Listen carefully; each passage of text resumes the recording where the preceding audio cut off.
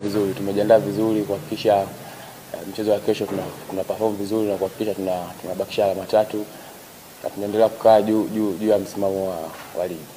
Sisi kama wachezaji tunajua umuhimu wa mechi ya kesho, kwa sababu ukiangalia ligi ilivyo, sisi na Simba tunaachana pointi moja wao kwa kushinda mechi zao. Umeona, na kama mwalimu alivyosema tuweze kusubiri Simba apoteze mechi au nini ndio tuweze kuchukua ubingwa. Sisi tunahakikisha tunashinda mechi zetu ili mwisho wa siku tukiwa tuko juu kwa pointi moja, maana yake ligi ikisha tunaongoza pointi moja, sisi ni mabingwa tayari. Kwa hiyo kama wachezaji tunajua umuhimu wa kila mechi ambazo zimesalia, na tutahakikisha kila mechi tunapambana, tunajitolea kuhakikisha tunapata ushindi na tunaendelea kukaa pale juu.